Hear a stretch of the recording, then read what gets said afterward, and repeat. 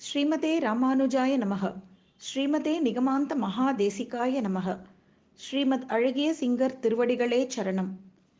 ஸ்ரீமத்யை விஷ்ணு சித்தார்ய மனோநந்தன ஹேதவே நந்தநந்தன சுந்தரியை கோதாயை நித்யமங்களம்.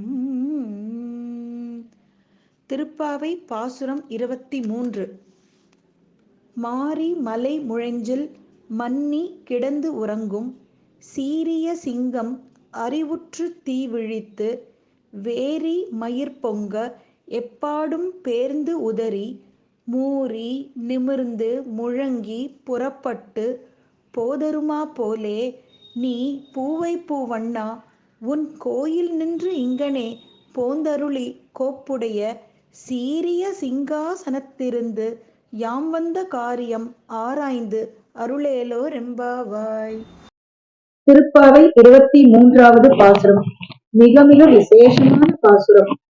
மாரி மலை முழஞ்சல் அப்படின்னு ஆரம்பிக்கிற இந்த பாசுரம் கடந்த 7 பாசுரங்கள், அதாவது 16 பாசுரத்திலிருந்து 22வது பாசுரம் முடிக்கிற வரைக்கும் நம்ம எவ்வளவு அனுபவிச்சோம்.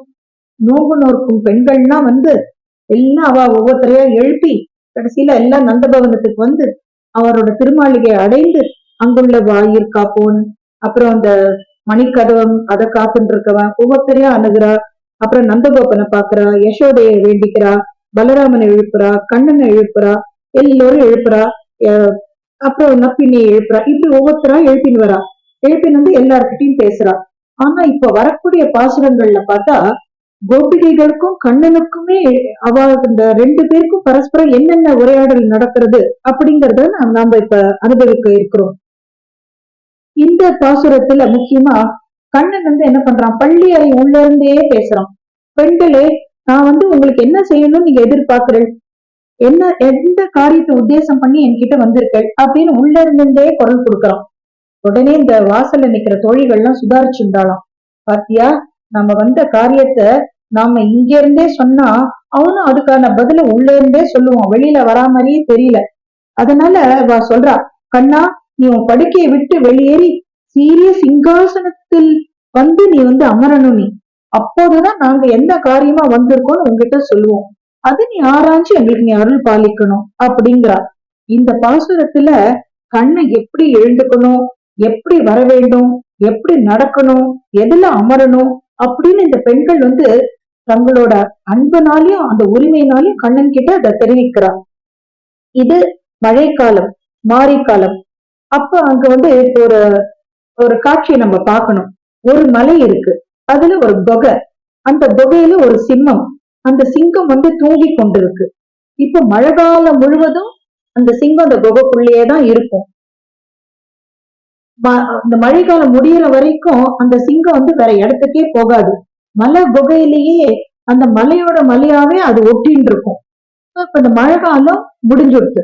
என்ன பண்ணும், சிங்கத்துக்கு புரிஞ்சுடுத்து, நான் எழுந்துக்கிற காலம் வந்துடுத்து அப்படின்னு. அந்த சிங்கம் புரிஞ்சுன்னு என்ன பண்றது, தன்னோட கண்கள்ல இருந்து தீ ஜுவாலைகள் அப்படியே வெளியில தெரிக்கிற மாதிரி ஒரு தீ விழித்து தன்னோட பிடரி மயில்கள் எல்லாம் சிலிர்த்து நிற்கும். அப்படியே அது தன்னோட 2 பக்கத்தையும் அது அப்படியே உதறி விட்டுடும். அப்படியே உடம்பெல்லாம் ஒரு முறுக்கியை வைக்கும், ஒரு கர்ஜனை செய்யும். அதுதான் அந்த சிம்ம கர்ஜனைன்றமே, ஒரு கம்பீரமா ஒரு சிம்ம கர்ஜனை செய்யும்.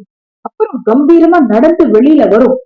கண்ணா, நீயும் இந்த சிம்மம் போல நடந்து வரணும் கண்ணா அப்படிங்கிற அந்த பெண்கள்லாம். கானகத்துக்கு சிம்மம், காட்டு ராஜா, மாரி காலம் முழுவதும் குகையிலேயே அடப்பட்டு கிடக்கும். நம்ம ராமாவதாரத்துல பார்த்தோமே, ராமன் அவன் ராகவ சிம்மம், அயோத்தியாவுக்கு நாட்டு ராஜா அவன். மழைக்காலத்திலே 4 மாசங்கள் என்ன பண்ண முடியும் ராமரால, போருக்கு போக முடியல. சுக்ரீவனோட ஒப்பந்தம் ஏற்பட்டிருக்கு. மழை காலம் முடிஞ்ச அப்புறம் தான் சீதையை தேடுறதுக்கு வானரர்கள் எல்லாம் அனுப்பணும்னு ஒப்பந்தம். அதனால அந்த மழைக்காலத்துல 4 மாசங்கள் ராமரும் லக்ஷ்மணரும் எங்க இருக்கா, மால்யமான்ற அந்த மலை குகையில தானே காத்துட்டு இருந்தார் பெருமாள். மழைக்காலம் முடிஞ்சத தெரிஞ்ச அப்புறம் என்ன பண்றா, எழுந்து வெளியே வரும் சிங்கம் போல, நாங்கள் இப்போ எழுப்புற சத்தமே கண்ணா, நீ துயில் கொள்ளும் காலம் முடிந்து விட்டதுன்றத புரிஞ்சுக்கோ. பக்தர்களாகிய எங்களுக்கு நீ அருள் பண்ணணும்ன்ற காலம் வந்துட்டுன்றதை நீ புரிஞ்சுக்கணும் முதல்ல. பூ போன்ற கண்கள் மலர நீ விழிக்கணும். பரிமளம் மிகுந்த மாலைகள் உன்னோட மேனியில இருக்கே, அது அப்படியே உதறு. சிங்கம் எப்படி உதறிட்டு அதே மாதிரி நீ உன்னோட அந்த பரிமளம் மிக்க மாலைகளை உதறு. நன்றாக உன்னோட உடம்ப நிமிர்த்திக்கோ. ஒரு தடவை நல்ல சோம்பல் முறிக்கிற மாதிரி முறித்து கொண்டு உன் வருகையை உணர்ந்து லேசாக கனைத்து, இதோ வந்துட்டேன் பாருனா, உனக்கு என்ன வேணும் அப்படின்னு கேட்கிற மாதிரி நீ வீர நட சிம்ம நட போட்டு வரணும்டா கண்ணா அப்படின்னு இவெல்லாம் கெஞ்சறாளாம். பூவை பூ வண்ணா அப்படிங்கிறா. பூ போன்ற வண்ணம் உடையவனே, காளை நடை, யானை நடை, புலி நடை, சிம்ம நடை, இப்படி 4 விதமான நடை இருந்தாலும் யசோதையோட இளம் சிங்கமாச்சே நீ, அதனால நீ சிம்ம நடை போட்டுதான் வரணும் எங்க கிட்ட அப்படிங்கிறா. அடுத்ததாக கண்ணன் வந்து அமரணுமே ஒரு ஆசனம், அது எப்படி இருக்கணும்னு இந்த கோபிகைகள்னா வர்ணிக்கிறாளாம். கண்ணா, நீ வந்து அமர வேண்டிய ஆசனம் எப்படி தருமா இருக்கணும் அப்படிங்கிறா. அந்த கட்டில் எப்படி இருக்கணும்ன்ற வர்ணனை இங்க கொடுக்குறா. பரமபதத்துல ஒரு கட்டில் இருக்கு. அந்த கட்டிலுக்கு 8 கால்கள். அதை நம்ம என்ன சொல்லுவோம்னாக்க தர்மம், அறிவு, வைராகியம், நியமை, அதர்மம், அஞ்ஞானம், அழிவு, தண்டனை. இதுதான் அந்த அந்த பரமபதத்துல இருக்கிற கட்டிலோட 8 கால்கள். அதுல தர்மாதி பீடம்னு ஒரு ஆசனம் இருக்கு. அந்த ஆசனத்துலதான் பரமபதநாதன் அமர்ந்திருப்பான். எல்லா பிரபஞ்சங்களுக்கும் என்னென்ன வேண்டும்னு ஆராய்ஞ்சு அதுக்கு ஏற்றபடி அருள் பாலிப்பான் அந்த ஸ்ரீமன் நாராயணன். கண்ணா, நீயும் அத போலவே இங்க இருக்கிற 8 கால்கள் கொண்ட இந்த சீரிய சிம்மாசனத்துல நீ ஏறி உட்காரணும். தேவாதி தேவனான நீ ராஜாதி ராஜாவை போல அமர்ந்து நாங்க வந்த காரணம் என்னன்னு நல்லா ஆராய்ஞ்சு எங்க மேல அருள்மழை பொழிவா கண்ணா. உன்னை தவிர வேற யாராலையும் அதை எங்களுக்கு பண்ணிட முடியாது அப்படின்னு பிரார்த்திக்கிறார். அதாவது அவனோடையே இருந்துட்டு அவனுக்கே கைங்கரியம் பண்ணி அந்த கிருஷ்ணானுபாவத்திலே ஈடுபடணும்னு தான் அவள்லாம் பிரார்த்திக்கிறான். எப்படி சரணாகதி போன்ற பிரகலாதனுக்கு அருள் புரிய உடனே அந்த நரசிம்மாவதாரம் எடுத்து வந்தானோ, அதே போல உன்கிட்ட இப்ப நாங்க சரணாகதி பண்றோமே, உன்கிட்ட சரணாகதி பண்ண பக்தர்களுக்கும் அதே சிம்மத்தின் வேகத்துல நீ வந்து அருள் புரியணும் அப்படின்னுதான் ஆண்டாள் இந்த பாசுரத்துல காமிச்சிருக்கா. மறைமுகமாக இந்த நரசிம்ம அவதாரத்தை தான் இந்த பாசுரத்துல ஆண்டாள் காமிச்சு கொடுத்திருக்கா.